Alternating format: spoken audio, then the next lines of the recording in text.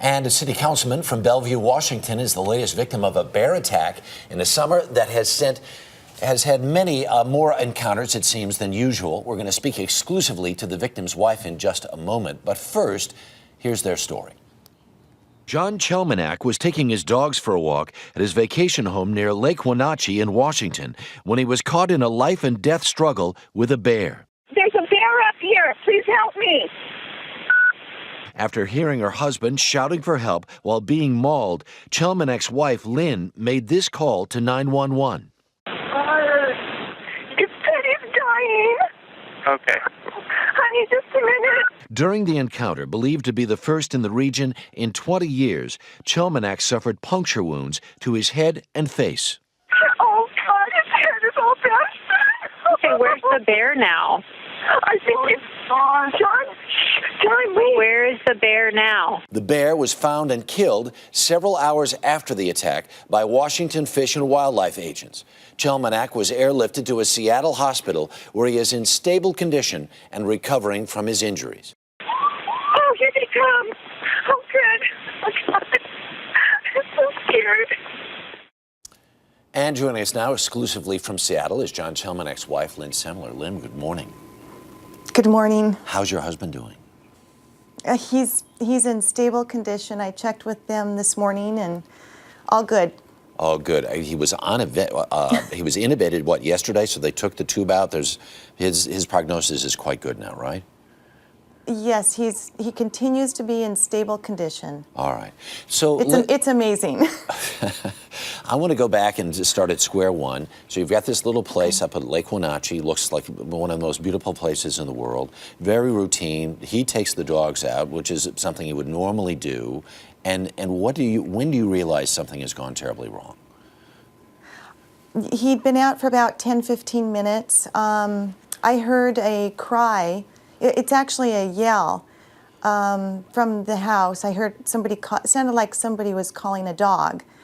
And I went out on the deck, determined it was John, and I heard him say 911. My daughter picked up the cell. I told her to pick up the cell, called 911, and she handed it to me. I went outside. I opened the garage door, and there I saw an animal, black. I thought it was a large dog. I took a couple strides and determined, nope, that was a bear. And John was yelling, bear, bear. I made that, quick discovery. Right. And yelled at my daughter to stay inside. And what kind of shape was your husband in when you saw him? I could see that he was hurt. He was laying on the driveway, rolling a little bit. I told him to not move, right. Keep breathing, try to stay calm. And was there anything you could do to did you try to scare the bear or fend him off in some way? No. In fact, when I opened the door at the top of the driveway at the house, the bear ran off. And I must have startled it. When I was down at the bottom of the road, I had my flashlight and was looking for the bear. And I did spot it. It was about 120 feet away. Wow. And it was pacing back and forth. Now, had anything even close to this ever happened before? No. No, never. Wow. So you call 911. How long was it then by the time rescue folks got up there? It seemed to take forever, but it wasn't, I'm sure. I would say maybe 10 minutes. I'm not quite sure on that. Yeah. And in the meantime, though, your husband gets in the hospital. We understand he's doing all right, and his prognosis is good.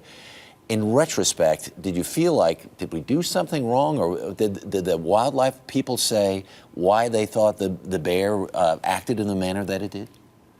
No, and I did kind of double-cross myself, thinking, what could I have done differently? And honestly, I think it was just so important for me to stay down there with John, monitor the bear, and I was scared, I'll bet. screaming. That may have been enough to keep the bear away. Yeah. All right.